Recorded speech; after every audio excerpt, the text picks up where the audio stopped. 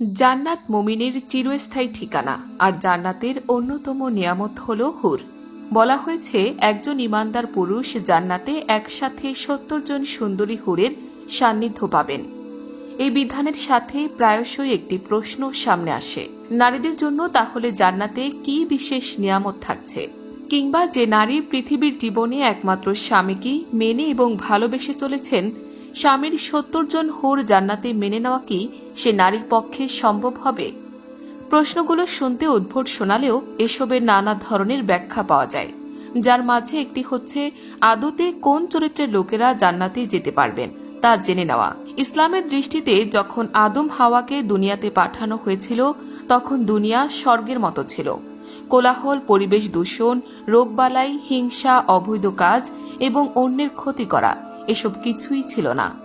ধীরে ধীরে মানুষই পৃথিবীকে অসহনীয় স্থান বানিয়ে ফেলেছে। কিন্তু তারপরও একটি কথা সত্য যে এই দুনিয়া ক্ষণস্থায়ী এবং জান্নাত অনন্তকালের জন্য। আলেম সমাজের মতে দুনিয়ার সব মানুষকে যদি একসাথে জান্নাতে প্রবেশ করানো হয় তাহলে ওখানের পরিবেশ নষ্ট করে ফেলতে বেশি দিন লাগবে না। একজন আরেকজনের জমি দখল করবে, একজন আরেকজনের হুরকে শারীরিক নির্যাতনের চেষ্টা করবে, আর এজন্যই সৎ চরিত্রের এবং মন্দ কাজে যুক্ত নেই এমন লোকই জান্নাতে প্রবেশ করতে পারবেন। জান্নাতে প্রবেশের প্রথম শর্ত হল ঈমান, আর ঈমানদার লোক অসৎ চরিত্রের হয় না। জান্নাতে নারী পুরুষ উভয় হবে উত্তম চরিত্রের অধিকারী।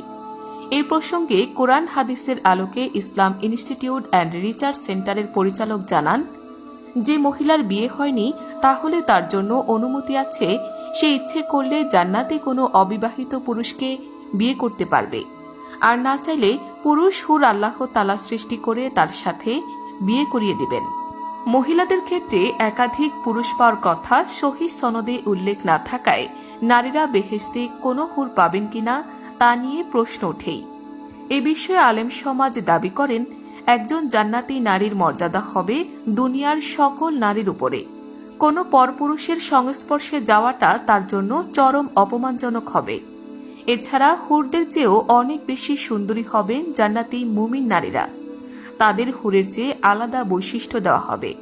তারা বৃদ্ধা অবস্থায় মৃত্যুবরণ করলেও জান্নাতে তারা যুবতী হয়ে যাবেন।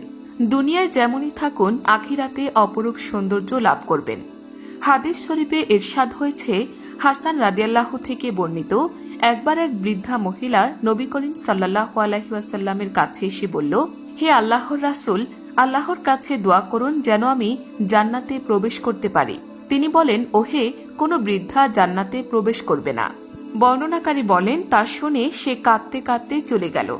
নবী সাল্লাল্লাহু আলাইহি ওয়াসাল্লাম বলেন, তাকে এই মর্মে খবর দাও যে তুমি বৃদ্ধা অবস্থায় জান্নাতে প্রবেশ করবে না, কারণ আল্লাহ তাআলা ইরশাদ করেন, আমি তাদেরকে বিশেষভাবে সৃষ্টি করেছি আর তাদেরকে করেছি কুমারী। আর তাই ধারণা করা হয় নারীর বিষয়টি পুরুষের মতো করে খোলাখুলি আলোচনা কোরআন হাদিসের কোথাও করা হয়নি। তবে কোরআন থেকেই দ্ব্যর্থহীনভাবে প্রমাণিত যে যেসব নারী জান্নাতে প্রবেশের মহা সৌভাগ্য অর্জন করবেন তাদের কোনো ইচ্ছা বা কোনো চাওয়া সেখানে অপূর্ণ থাকবে না। তারা সেখানে যা কামনা করবেন দয়াময় প্রভু তাদের তাই দিয়ে সন্তুষ্ট করবেন। জান্নাতি নারীরা জান্নাতে স্বামীভক্ত হবেন, যা নারীদের শ্রেষ্ঠ চরিত্র। পাশাপাশি তারা তাদের সমবয়স্কা হবেন, যা তাদের মধ্যে বোঝাপড়া ও প্রেমময় সম্পর্ক দৃঢ় রাখতে সাহায্য করবে। পবিত্র কোরআনে সূরা ওয়াকিয়াতে ইরশাদ করা হয়েছে, জান্নাতি নারী হবে সোহাগিনী ও সমবয়সী। এই আয়াতগুলো নারী পুরুষ সবার জন্য প্রযোজ্য। নারীর জন্য পুরুষের মতো আলাদা ঘোষণা নেই। আলেমদের মতে এর কারণ সম্ভবত এমন বিষয়ে দুনিয়াতে পুরুষরা যথেষ্ট খোলামেলা, কিন্তু নারীরা প্রকৃতিগতভাবে রক্ষণশীল মনোবৃত্তির এবং যথেষ্ট লাজুক। আলেম সমাজ মনে করেন পুরুষদের প্রাপ্তির আলোচনাকে বিস্তারিতভাবে করা হলেও নারীদের সম্মান রক্ষার্থে এ বিষয়ে কোনো আলোচনা করা হয়নি। তারা জানেন আল্লাহ তাআলা হয়তো বিশ্ববাসীর সামনে নারীদের লজ্জায় ফেলতে চাননি, কিংবা সবার সামনে তাদের বিব্রতকর পরিস্থিতিতে ফেলতে চাননি, যার কারণে নারীদের প্রাপ্তির বিস্তারিত আলোচনাকে সযত্নে এড়িয়ে গেছেন।